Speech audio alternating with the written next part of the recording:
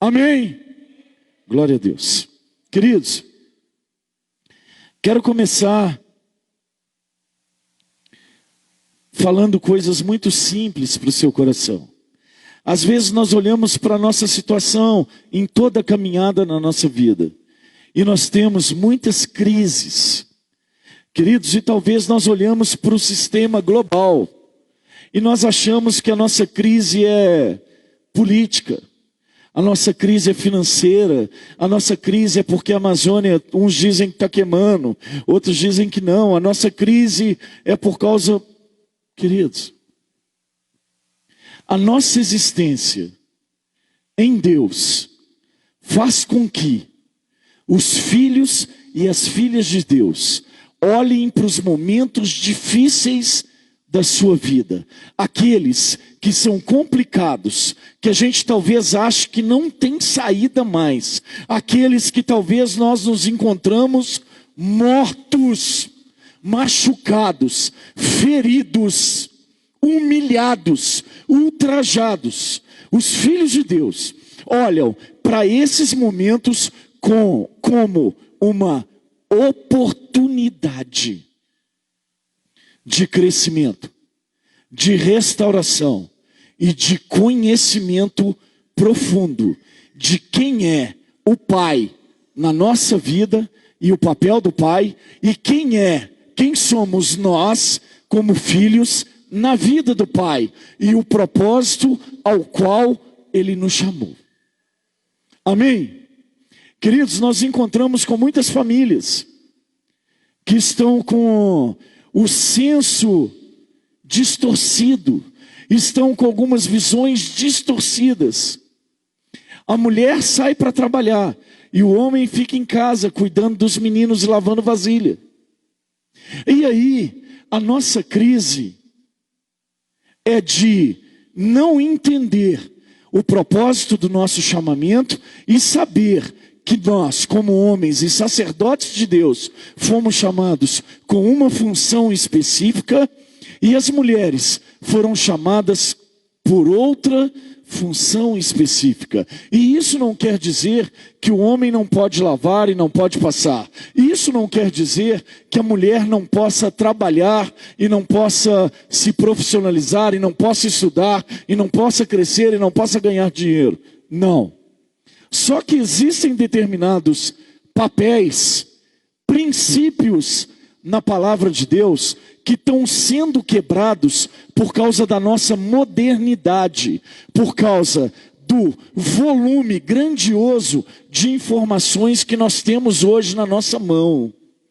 Queridos, antigamente com 15 anos, eu estava roubando manga na casa do vizinho, e a nossa brincadeira era essa. Um menino de 15 anos hoje, cara, ele já sabe tantas coisas que eu acredito que saiba muito mais do que nós todos que estamos sentados aqui. Uma menina de 15 anos antigamente, 14 anos, brincava de boneca de casinha. Hoje, querem trabalhar, estudar, estão loucas para estudar, para formar. Né, gente? Amém? Mas essa evolução toda, ela tem trago um conformismo para a nossa vida. E esse conformismo é que nós aceitemos esse papel que está sendo colocado diante de nós. Não, isso que eu conquistei até hoje, tá bom. Isso que eu conquistei até hoje, tá bom. Quer ver o exemplo disso dentro da igreja? São os nossos ministérios. E eu falo para todos os líderes hoje, nesse lugar, em primeiríssimo lugar eu. Quando nós alcançamos um certo posicionamento, nós achamos que aquilo ali para a gente tá bom. Não, já alcancei, tá bom. E nós paramos de buscar. Paramos de buscar. Paramos de ter sede, paramos de ter fome, paramos de querer ter conhecimento. Porque nós alcançamos uma determinada posição. E são as conformidades e os conformismos desse século. A palavra de Deus vai dizer no Evangelho de Jesus, segundo escreveu Mateus. Não precisa abrir a tua Bíblia, nós não vamos ler do livro do Evangelho de Jesus, segundo escreveu Mateus, do capítulo 13, do versículo 1 até o 30. Jesus vai falar através de parábolas. E ele vai falar sobre algumas sementes que foram depositadas. Algumas sementes que caíram à beira do caminho, no solo rochoso, entre os espinhos e na terra fértil. E automaticamente, que quando Jesus propõe essa parábola, ele estava olhando para a condição daquele lugar, né? Olhando lá as plantações de trigo, as plantações, né? E naturalmente que os olhos de Jesus poderiam contemplar no meio da plantação de trigo o joio. Em outra passagem, ele vai dizer que não há possibilidade de arrancar o joio sem que mate o trigo. E que automaticamente é necessário colher os dois juntos, para depois que se faça a separação. E a primeira semente que nos é remetida, ela vai falar diretamente sobre o meu coração e o seu coração, sobre o meu estado de vida e o seu estado de vida, sobre a minha devoção e a sua devoção a Deus, sobre o meu conhecimento do chamamento de Deus para a minha vida e o seu conhecimento e entendimento do chamamento de Deus para a sua vida. Por quê, pastor? Porque Jesus não está preocupado nem com trigo e nem com joio, e muito menos com a semente, mas Ele está olhando para mim e para você, como filhos de Deus e terra fértil, que Ele preparou para um propósito. Automaticamente, que as pedras que caíram pelo caminho vão falar. As pedras que caíram pelo caminho, e logo vieram as aves, e comeram as sementes, e não houve tempo que elas germinassem. Jesus vai olhar para dentro do meu coração e para dentro do seu coração, e vai pautar todas as oportunidades de Deus que Ele nos dá no meio da tribulação, no meio da luta, no meio da tempestade, de colher as sementes que Ele está depositando na sua mão, porque nós olhamos para as nossas situações e nós queremos explicar o inexplicável. Nós queremos que a nossa religiosidade explique as coisas sobrenaturais de Deus sobre a nossa vida. E aí nós não conseguimos enxergar as sementes que Deus está depositando diante de nós, porque nós estamos cegos diante da luta, olhando somente para os desgastes e para as derrotas que as lutas proporcionam em nós. Meu tablet caiu, quase que quebra o vidro. Tablet da época de Camões, gente. Ué, foi escrito Descobrimento do Brasil. Vai evoluir, vai chegar lá no tablet de Bill Gates. Daqui a pouco. Amém? Deixa Deus te usar, querido. Queridos, olha, a nossa religiosidade lógica não pode explicar a nossa caminhada cristã, não pode explicar os sofrimentos que nós passamos por esse lugar, não pode explicar a luta que nós temos, mas quando nós tiramos os olhos de nós e focamos os olhos nele, nós começamos a experimentar os milagres, e nenhuma das sementes que ele deposita cai à beira do caminho. Amém? Claro, querido, que Deus vai falar sobre outra semente que caiu em solo pedregoso e que automaticamente logo nasceu, mas que não tinha raiz. E está falando sobre mim e sobre você. Não está falando sobre aqueles que estão lá, é sobre mim e sobre você. E essa semente que caiu em solo pedregoso é aquela palavra que chega no nosso coração e logo nós ficamos felizes e começamos a pular e começamos a vibrar e rodamos no manto. Mas quando nós chegamos na nossa casa, morre, porque só do caminho da igreja até na nossa casa, o sol a seca, porque não tem raiz. Querido, crente que não tem raiz, sabe o que acontece com ele? Ele precisa fazer um esforço extraordinário para parecer aquilo que ele nunca foi. Ah, papai, ah, Jeová. Queridos, sabe por quê? Crente que tem raiz, Ricardo, a roupa dele é de crente. O que ele fala é de Jesus. O testemunho dele não é sobre aquilo que ele fazia de ruim lá fora. Isso é testemunho. O testemunho dele fala diretamente sobre a restauração, a renovação e o resgate de Deus sobre a vida dele.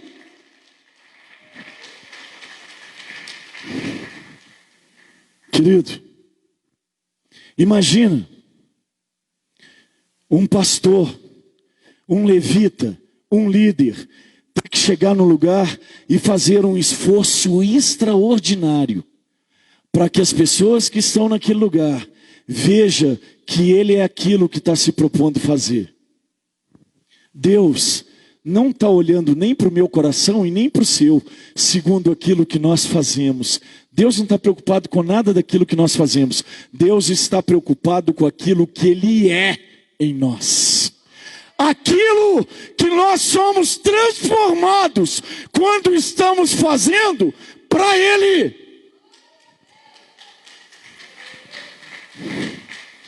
Amados, outras sementes caíram entre espinhos. E a palavra de Deus diz que elas foram sufocadas e não puderam nascer. Por quê, pastor? Está falando de quê? De nós, querido. De mim e de você, meu amado Ricardo. Por quê? É a nossa vida que está enraigada nos prazeres e nas vontades e nos desejos desse mundo. E logo que nós temos a oportunidade de nascer para Cristo, para um outro patamar de vida, os prazeres, os manjares, as delícias, as propostas do mundo vêm sobre a nossa vida e sufocam o crescimento de Deus em nós. E essas sementes não são apercebidas por nós, porque nós estamos querendo tudo aquilo que satisfaz a nossa alma, o nosso desejo e a nossa vontade. Mas aquilo que nós precisamos renunciar, nós não queremos. Cara, esse tablet está difícil hoje, velho. Nunca caiu tanto. Amém? Glória a Deus. Queridos, daqui a pouquinho eu vou começar a pregar, tá? Queridos, outra parte dessas sementes caiu em terra fértil. Sou eu e você. A terra que produziu, a terra que aceitou, a terra que se submeteu, a terra que entendeu o propósito do chamamento e esperou o seu tempo de semente para depois virar raiz, e para depois virar árvore, e para depois dar os seus frutos no tempo certo. A 30, a 60 e a 100 por um.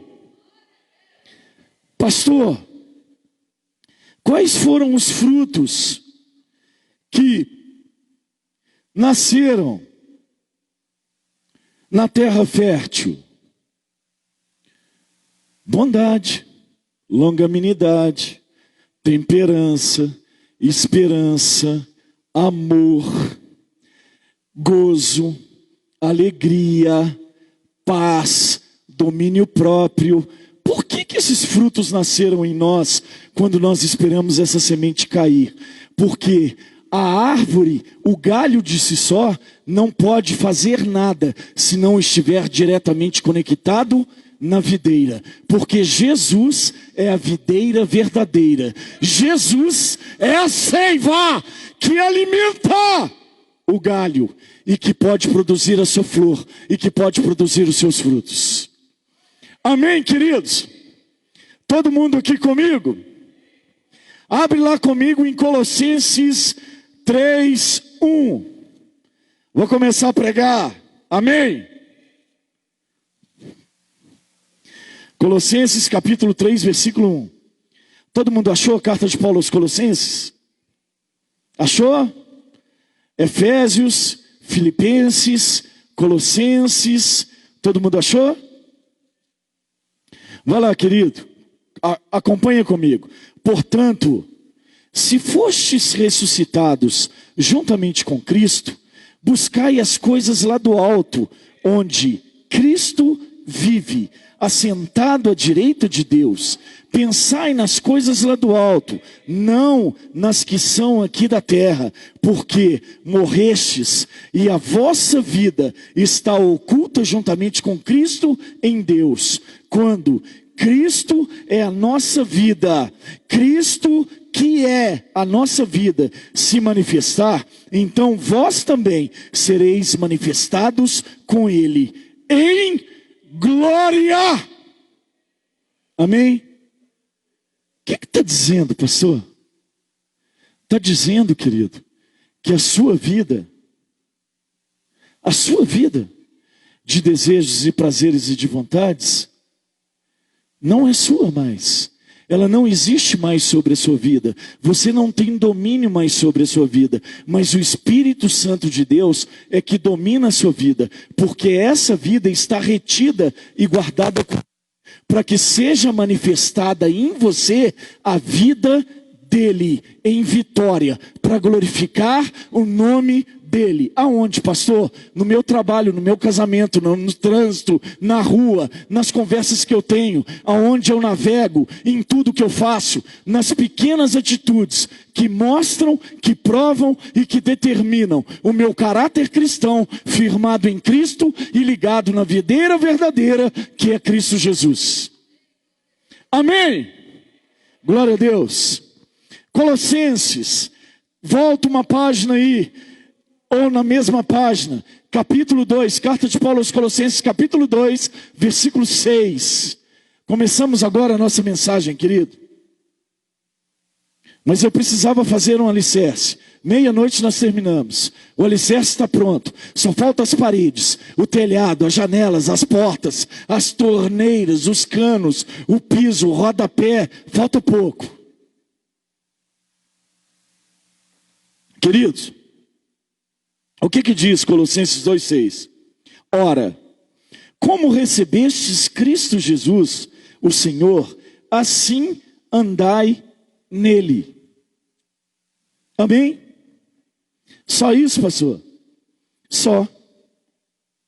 Converso com muitas pessoas, encontro com muitas pessoas, atendo muitas pessoas, escuto muitas pessoas, escuto muitos pregadores, escuto muitos devocionais e presto atenção em cada uma das coisas que cada um dos líderes falam e fazem, para eu entender e compreender a profundidade do chamamento deles, a profundidade em que eles estão mergulhados na palavra de Deus e em Cristo Jesus, buscando novidade de vida em Cristo, para que eu também possa encontrar esse caminho. E na maioria das vezes eu encontro muitas pessoas que têm Cristo segundo a imagem de Cristo que elas fazem no seu coração, é segundo os seus problemas, segundo as suas necessidades, segundo as suas enfermidades, segundo os sonhos que não foram conquistados, ou segundo as vitórias que elas ainda pensam e determinam que vão conquistar em Cristo.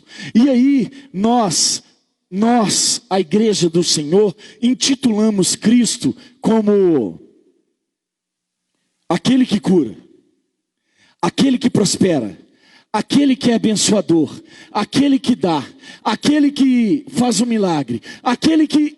E aí nós vamos andando nessa toada, e o verdadeiro propósito de reconhecimento do Senhor Jesus na nossa vida é perdido. A palavra de Deus vai dizer, a carta de Paulo aos Colossenses, que assim como recebestes o Senhor Jesus como curandeiro, como abençoador, como provedor, como... Pastor, o que é que o senhor está dizendo? Eu estou dizendo que Deus é todas essas coisas, segundo cada uma das nossas necessidades. Só que, para que seja cumprido as nossas necessidades, aquilo que nós desejamos e aquilo que nós sonhamos nessa terra, é necessário que nós estejamos alinhados com essa palavra e com o propósito do chamamento de Deus para as nossas vidas. Talvez nós olhemos para a vida dos levitas que cantaram aqui no altar, e nós chamamos eles de levitas, porque eles estão aqui louvando o Senhor e cantando e adorando o Senhor.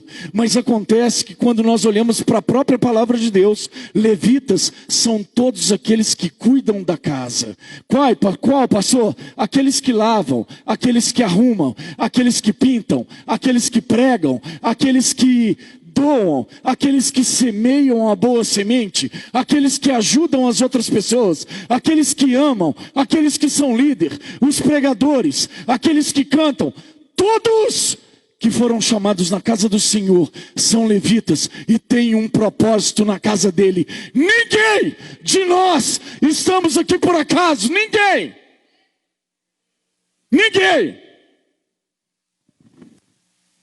Queridos, quando nós aceitamos Jesus, nós não aceitamos Ele como médico, ou como provedor, ou como resolvedor de problemas instantâneos, ou como mágico da varinha, que bate a varinha e o meu casamento é restaurado amanhã. Não. Nós recebemos o Senhor Jesus, assim como recebestes o Senhor Jesus Cristo como Senhor, assim andai nele. O que está dizendo, pastor? Está dizendo que nós recebemos o Senhor Jesus como Senhor. Se nós recebemos Ele como Senhor, quer dizer que nós nos colocamos na posição de escravos, na posição de servo. O escravo, o servo, querido, ele não determina aquilo que vai fazer, ele não determina a forma que vai andar, ele não determina como que vai ser a caminhada dele cristã, ele não determina se ele é fiel ou não na casa de Deus, ele não determina aquilo que ele vai fazer, ele simplesmente obedece ao seu Senhor. Oh! Por que me chamais de Senhor e não fazei aquilo que eu pedi para que fizeste? É a palavra de Deus para a igreja. Me chamam de Senhor, mas não podem cumprir aquilo que eu pedi para fazer. O que você está dizendo, pastor? Eu estou dizendo, querido, que a palavra Senhor, no grego, ela tem alguns significados.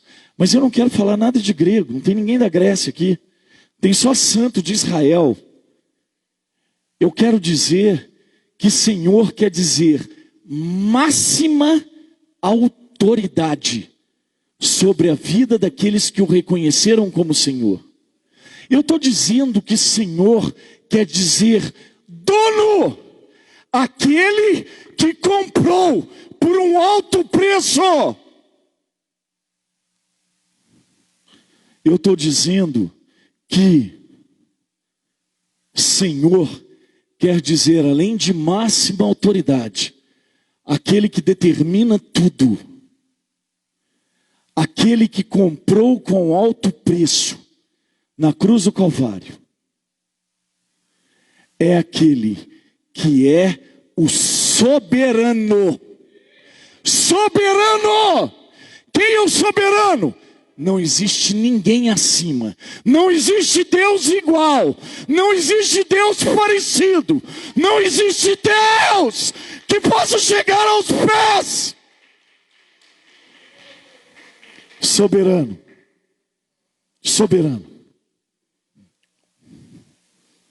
No mesmo livro de Colossenses, no capítulo 2, no versículo 7, a palavra de Deus ela vai trazer algumas coisas para nós.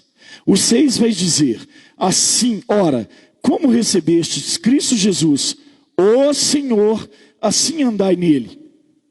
Nele, versículo 7, nele radicados ou enraizados, edificados e confirmados na fé, tal como fostes instrumentos, crescendo em ação de graças. Amém? Queridos, o versículo vai falar primeiro sobre aqueles que estão enraizados, aqueles que precisam estar enraizados, firmados, fincados nele. Só que tem um problema: quando nós não reconhecemos o propósito do chamamento de Deus nas nossas vidas, nós começamos a determinar uma série de nomes e de funções para Deus, que Ele pode cumprir todas elas, mas que não é o foco dele, nem para a minha vida e nem para a sua vida. Restaura o meu casamento, cura-me. Não. Ele pode fazer, ele tem vontade de fazer, ele quer fazer, ele tem soberania para isso, ele tem poder para isso, tem.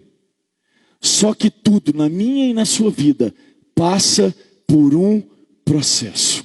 E esse processo é um processo de amadurecimento. A palavra de Deus ela vai dizer o seguinte, na carta em Gálatas, ela vai dizer o seguinte, que o filho órfão nada difere de um escravo, porque vive sobre os tutores que estão sobre a vida dele. O que é que isso quer dizer, pastor? Eu estou dizendo que o filho órfão, mesmo que ele seja riquíssimo, ele não tem direito nenhum sobre a sua riqueza antes que ele atinja a maioridade, que ele amadureça.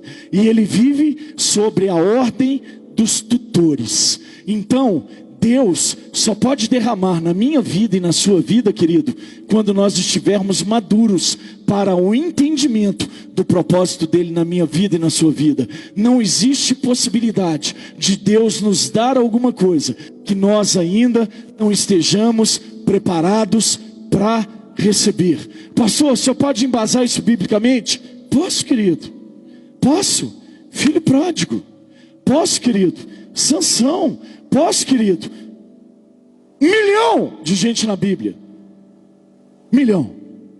Que precisaram passar por um processo e na maioria das vezes doloroso, custando-lhe até a morte. Mas antes de perder a morte, vamos só olhar aqui o que aconteceu com Sansão. Era visitado pelo Espírito Santo de Deus e era o homem mais forte daquele lugar, levantado, separado e consagrado como nazireu de Deus, como separado para o trabalho de Deus, como santo de Deus, com um propósito: ser libertador do povo de Israel, que foi entregue pelas suas más obras por Deus na mão dos filisteus. E automaticamente que Sansão, brincando com aquilo que ele havia recebido, ele entregou na mão de uma mulher filisteia, que ele não podia ter aliança, Dalila. Ele entregou todos os segredos, todos os propósitos, todos os direcionamentos de chamamentos para a vida dele,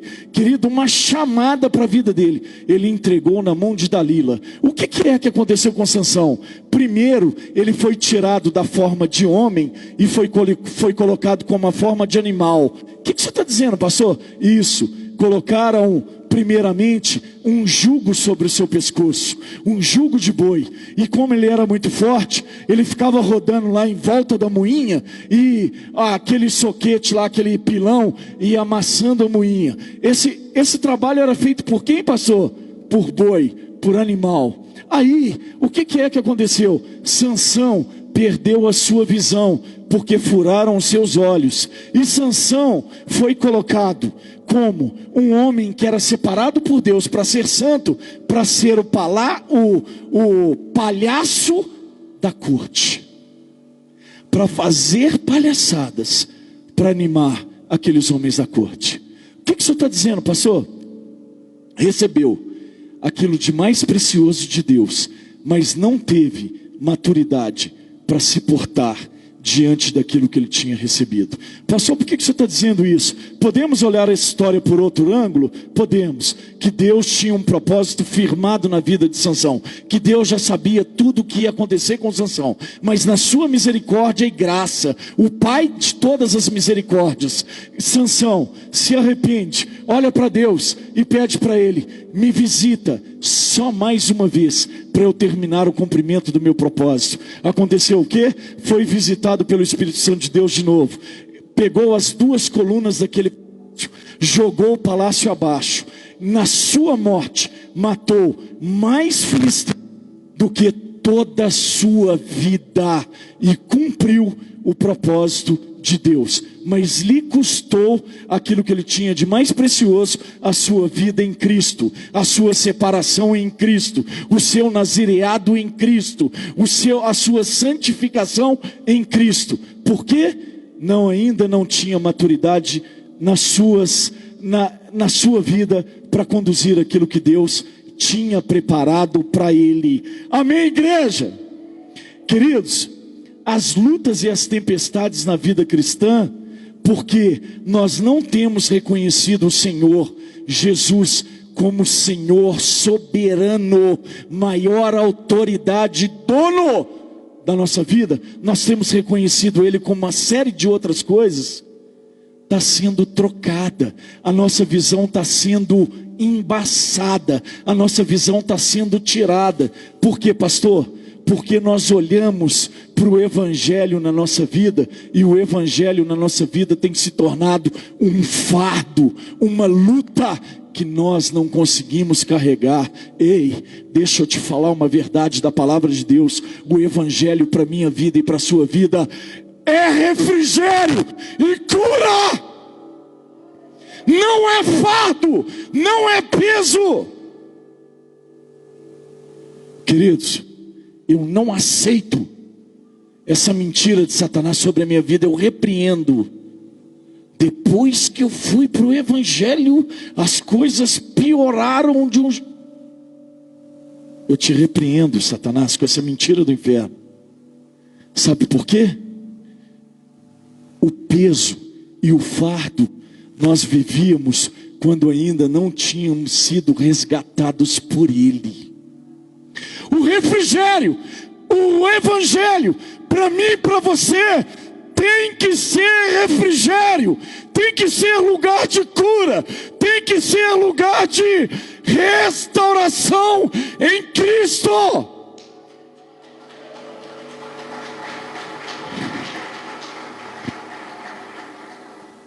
Sabe qual que deveria ser o nosso orgulho?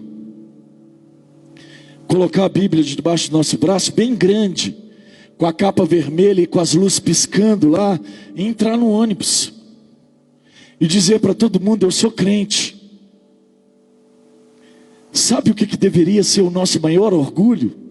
Quando nos perguntássemos, nós gritássemos em praça pública: eu sou filho de um Deus vivo que me resgatou do lamaçal do pecado. Sabe qual que deveria ser o nosso maior orgulho? Não querer mais os prazeres e as coisas do mundo. Esse deveria ser o nosso orgulho e a nossa maior busca. Sabe o que está acontecendo com a gente?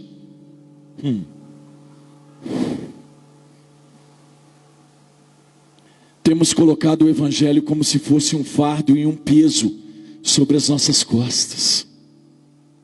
Sabe por quê? Ao invés de nós estarmos enraizados nele, nós estamos enraizados nos prazeres, nas vontades e nos desejos desse mundo. Pastor, eu não consigo. Pastor, é mais forte do que eu. Pastor, a hora que eu vejo, já estou lá no meio da lama.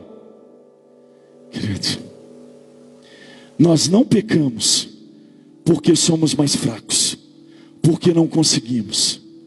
nós só cometemos pecados porque nós amamos, adoramos e nos deliciamos com o doce amargo do pecado. O que é doce amargo, pastor? Dura 5 minutos e acaba com uma vida de ministerial de 20 anos, e depois vem o amargo para os mais 80 anos de vida. Você escolhe, querido, se quer um doce de 5 minutos ou se quer uma vida com Jesus em 80 anos vindo Ele. Você que escolhe. Queridos, nós temos uma dificuldade muito grande em gerar a semente que foi depositada em nós.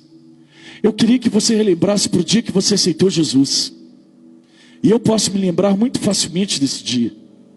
É uma marca que nunca mais eu quero esquecer na minha vida. Jorge Linhares, na Getsemane, pregando a palavra. Eu, minha esposa, meu filho e minha filha. E o Jorge Linhares contando a minha vida toda em cima do altar. E eu dando cotovelada na costela da minha esposa, porque a irmã dela trabalhava lá de diaconisa, e eu acusando ela de ter contado tudo para a irmã dela contar para o Jorge Linhares pregar a minha vida lá em cima do altar, como se eu fosse a estrela, a última bolacha do pacote, a última Coca-Cola PET. E ele pregou e falou sobre a minha vida inteira: prostituição, bebida, cachaça, droga, enganação, usurpação,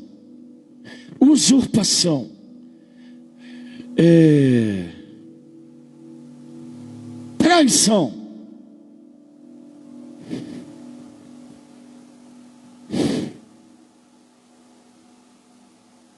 E quando eu olho para a minha vida hoje, o maior orgulho da minha vida é que hoje eu não preciso mais lembrar das coisas que Ele já fez, porque Ele é o mesmo ontem, hoje e eternamente. Ele continua a sua boa obra na minha vida e na sua vida.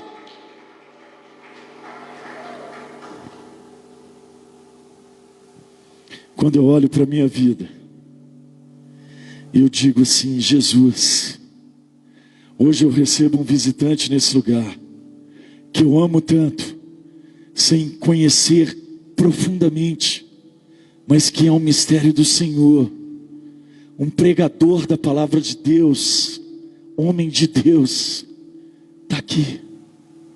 As suas ovelhas que confiaram a sua palavra a mim. Meu Deus,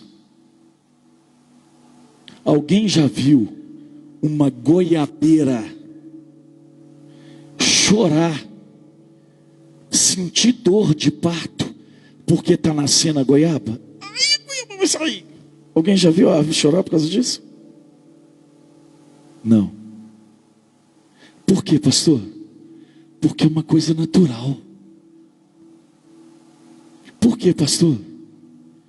Aquele galho da goiabeira que está dando a goiaba, um dia foi raiz, cresceu e virou árvore, ligado na videira, e aí pôde brotar a flor. E depois que brotou a flor, automaticamente, naturalmente, saiu o seu fruto. Pastor, mas por que a nossa caminhada é tão difícil? E a semente que foi depositada em nós, Cristo Jesus, para ser gerado, tem tantas dores de parto. Tem tantas dores de parto, porque nós não aceitamos o processo de gestação de Cristo em nós.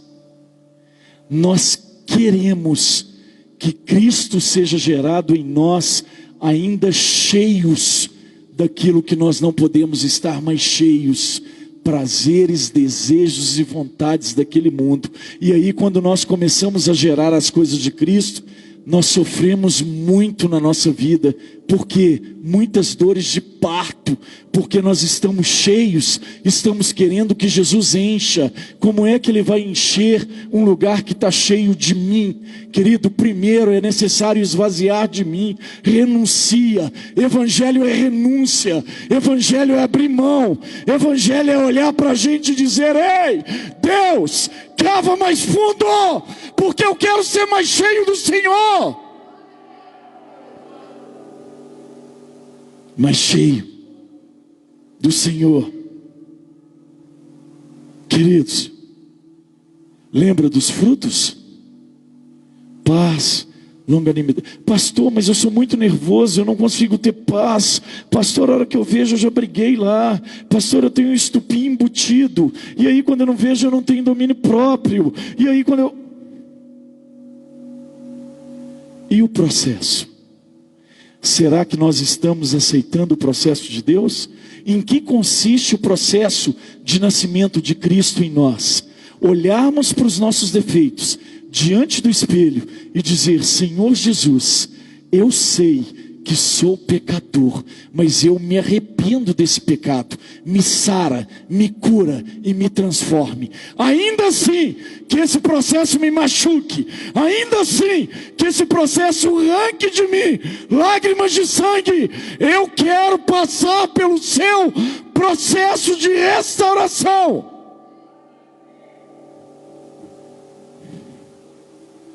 Queridos,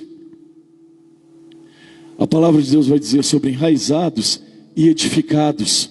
No Evangelho de Jesus, segundo escreveu Lucas, Lucas vai dizer o seguinte: que não se começa numa construção sem antes medir a areia, o tijolo e quanto que vai gastar, para que não se comece essa construção e não tenha que parar a construção na metade, inacabada, no meio. Queridos, quando nós olhamos para a nossa vida, Jesus, Deus, na primeira epístola de Pedro, ele vai dizer que nós somos pedras edificadas, pedras da edificação do reino de Cristo. E talvez nós olhamos para a nossa vida e falamos assim: Senhor, mas ainda eu sou uma pedra tão feia, a pedra dela já brilha, já é transparente, tem cor azul, vermelha, amarela, você vira, tem um tanto, e a minha pedra ainda é preta, suja, não tem nem forma. Mas a palavra de Deus diz que Ele ajunta todas as pedras, arruma um lugar para encaixar todas as pedras, para que a edificação do reino de Cristo seja feita na igreja, que é o corpo de Cristo, e não somente em mim ou em você, mas para todos nós juntos. Amém, igreja? Glória a Deus. Estou terminando. Pode subir o louvor.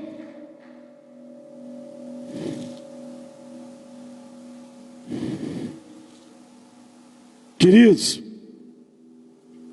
olha o que vai dizer Jesus. Olha o que vai dizer esse texto.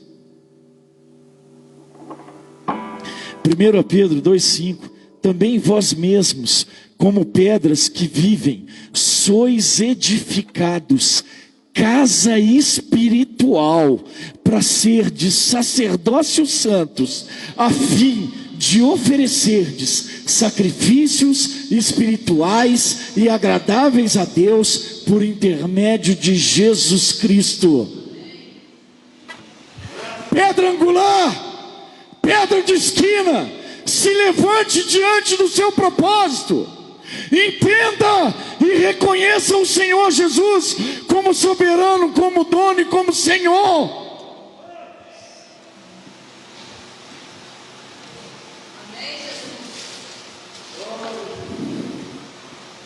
Queridos, o Evangelho de Jesus, segundo escreveu Lucas, no capítulo 6, no versículo 47 em diante, vai dizer sobre o homem que edificou a casa sobre a areia e o homem que edificou a casa sobre a rocha.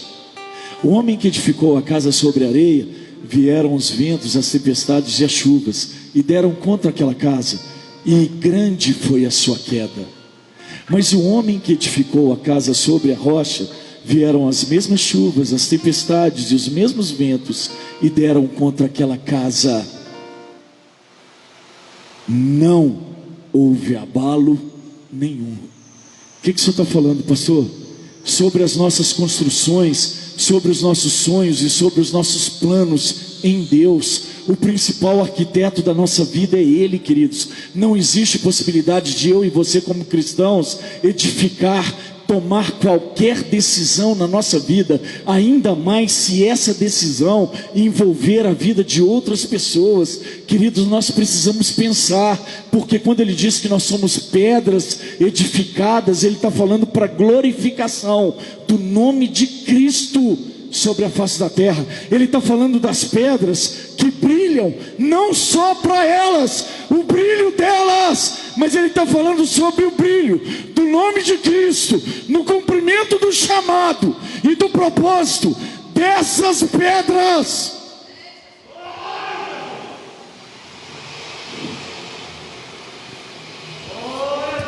Se coloca de pé no seu lugar, querido. Eu sou a rocha, eu sou a pedra de esquina, eu sou a pedra angular.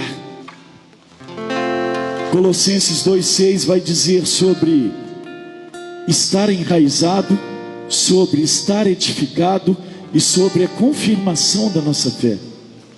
Queridos, sabe quando que a confirmação da nossa fé vai ser consumada na nossa vida?